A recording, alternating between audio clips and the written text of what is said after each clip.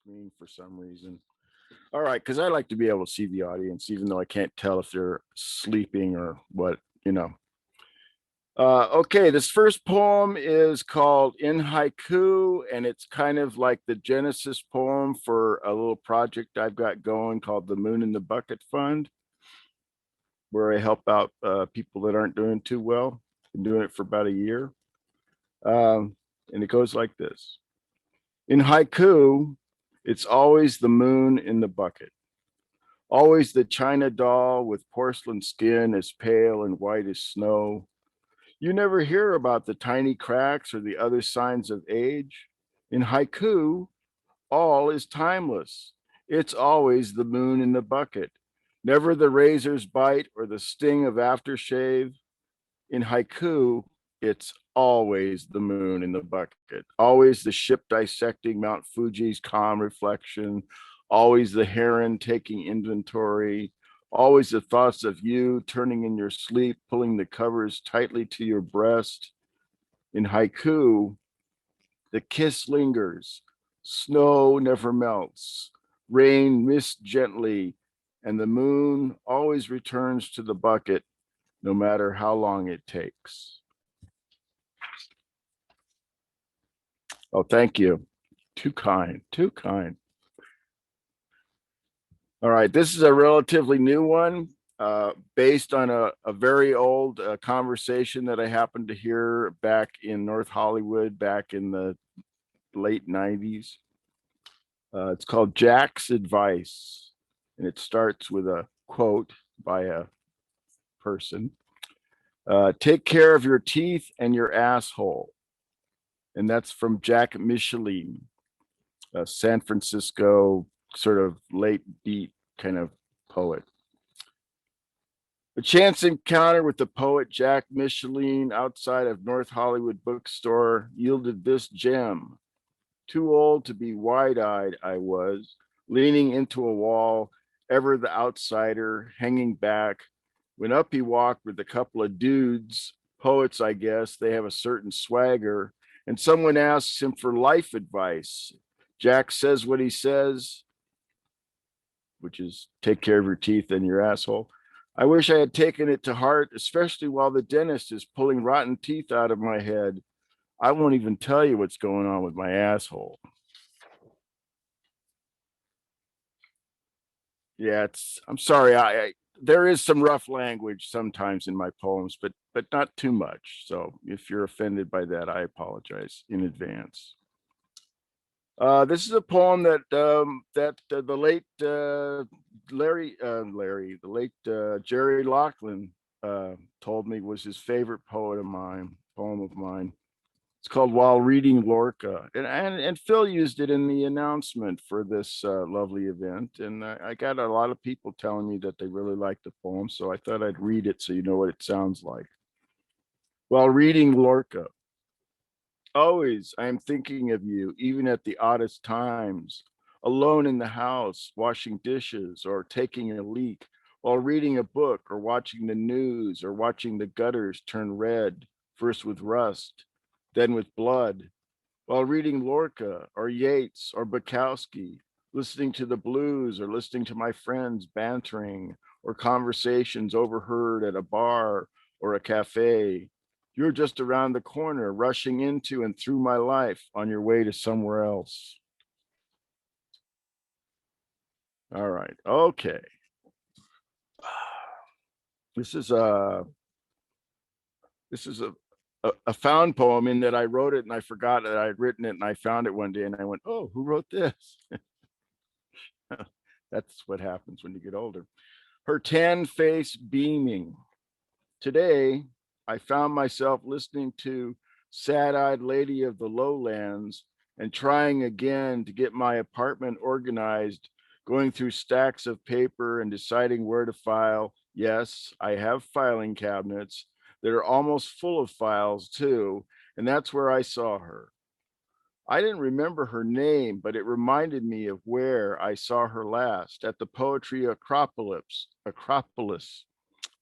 Sadly, I can't remember the circumstances, but I recall that I was very glad we met. So I'm looking at her smiling and tan face, young, perusing her bio, wondering how she's managed to do so much for so long with so much enthusiasm.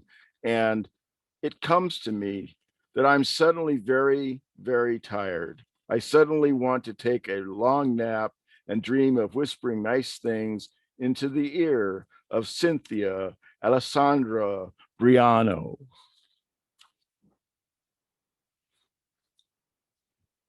I haven't told Cynthia, so don't blow my cover if anybody knows her. All right, here's an old poem uh, in the vein of Lost Love. It's called She Adores Me. Over dinner, the woman I have been slowly falling in love with for almost 20 years tells me, I adore you. It hangs in the air as time slows to a crawl and I roll it around in my head as if it is an idea that I want desperately to, but can't embrace. I have waited so long to hear those words that I don't quite understand them, as if I have been so preoccupied with wanting to hear this message that when it comes, I'm not ready to understand it. Something seems to be missing, as if there's a big unspoken but floating in that pause, that pregnant moment, after waiting so many years for her to say that magic phrase, I adore you, seems incomplete, and I am caught off guard and don't know what to say in response. And of course, the big but floats down to the tabletop and opens like a giant lotus flower, and it says to me, but I don't love you. I hope you understand. And time just kind of stops for a second or two while I digest this and position a soft, sardonic smile on my face and say, sure, that's okay. We're still friends, right? I'm really trying hard not to let her see how much this is hurting me, how those three words, the ones that I have longed to hear for so long, are now breaking my heart. I got to remember to move this item from my bucket list to the fucket list.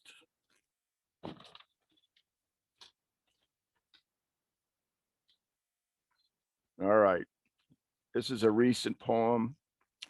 Since I've been giving away money to people, I've met some very interesting characters out in the world, and this guy I met about 6-7 months ago. Jeffrey Levy, some mother's son. He appeared near the corner of 7th and Temple in April or May, I guess. Picked his spot and set up shop. Shop being a broken lounge chair and a dingy beach umbrella, its glory long since faded, that barely covered him, even though he was curled up underneath it. He could be an extra in an old Irish film like The Quiet Man. He keeps his camp clean, doesn't bother anyone as far as I can tell, has very clear eyes, hasn't let himself go too much. Some might call him a bum or homeless or hobo, but he's still a human being. Now it's almost doomsday, late October, and he's still there. The rain hasn't showed up yet. Today, after seeing him every time I drove by to the post office for the last 5 months or so, I decided to stop and visit. I walked over to see him under his umbrella, gave him a $20 bill. We chatted about life's many vagaries. He told me his name was Jeffrey Levy. I told him Raindog. Told me he'd come down from Lakewood. I asked if he was heading south for the winter. His eyes crinkled up with laughter. I was sitting, I was starting to get antsy, shifting back and forth, feeling guilty about his plight there, but for fortune go I. I should have, I shouldn't have, nah, I don't like this line. I shouldn't have carried the weight of the world, but it's kind of what I go to automatically. Somehow an old song came into my head as I drove home. Mr. Bojangles, do you know it? And as a add-on to the poem, I tried to give him I gave him the poem because I had brought it for to bring to him, and he said to me, "Can you read it to me? I never learned how to read." And this is a guy who is 59 at the time. And I just wondered how he managed to get so far in life, and I mean, out in the country, maybe, but in the city, not being able to read.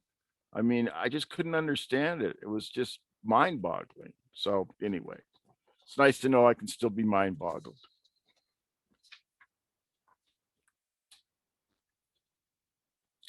This is some Trump poetry. I felt I should include it since we're, ding dong, the witch is dead. We can hopefully we can all agree to that. This is called Patient Zero. What if the precedent was established back in 2016?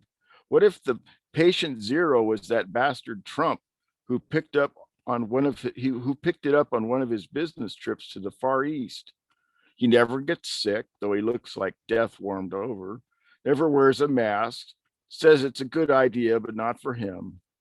His rallies introduce COVID to his base, but he dodges the bullet every time. Maybe Xi gave him the antidote in exchange for giving China a free pass on persecuting the Uyghurs.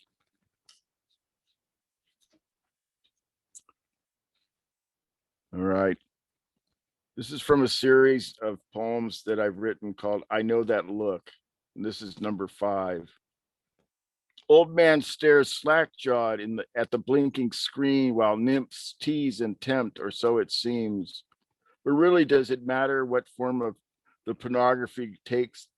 Death by daggers over death by jealousy or by death by or God, sorry, starting to lose my concentration. Let me try a different poem because that was a tongue twister. All right. This is called Entropy, and it was published on the website of that Lamar, what's his name? Hiram LaRue runs. It's the not Death to Hunger, but it's something like the Poetry X Hunger website. Entropy. Over the past 4 years, the government clown has been spinning the plates like you might see in a circus. One guy running around 6 impossibly slender rods trying to keep the crockery up in the air. And the government clown has been telling the most outrageous lies during his tenure, and he's got a lot of people spellbound watching those plates.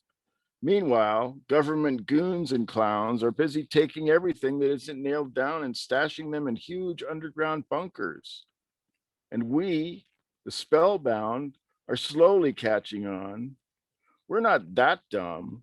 We hear the scuffling in the background, but the big government clowns tell us to watch the plates, those goddamn plates. See how they spin, see how the light bounces off the surface. Don't look away. You're helping to keep them spinnings. No distractions, please. Ignore what you and the pundits think is really going on. Just keep watching those plates. Hypnotizing, isn't it? Sooner or later, the whole distraction will fail. The plates will come crashing down and chaos will attempt to take over. But chaos may be too sick and tired to get up and out of the house, much less start anything out on the streets. Well, we know how that turned out. Even the government clown will lose his bluster and finally become another average Joe, overwhelmed by the realization that even God cannot keep the plates up and spinning forever.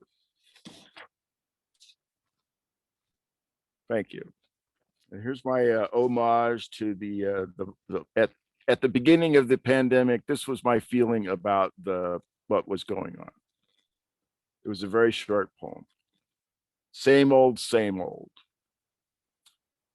Before virus, beans and rice. During virus, rice and beans. After virus, beans and rice. And then there's another little thing after that. Just I don't know what I was maybe I was thinking of a haiku or something. It goes, I thought winter was tough until spring was ushered in by mayhem and death. So, I try to compete with some of the other people, and it looks like we're down to the last poem. Hey, look at that. Okay. This is a jazz poem. And by that, I mean it's about a jazz person, in this case, a saxophone player.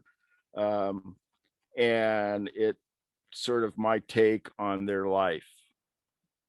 It's called Yardbird Burned for Charlie Parker.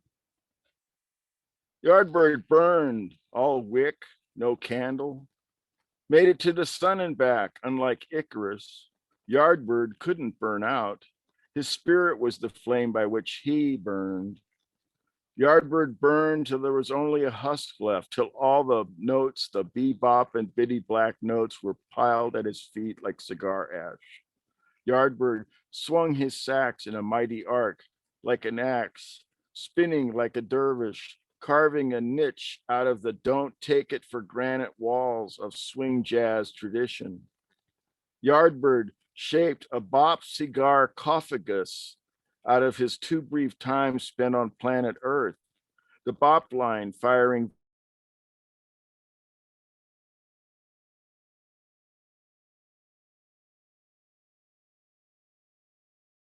wee hours.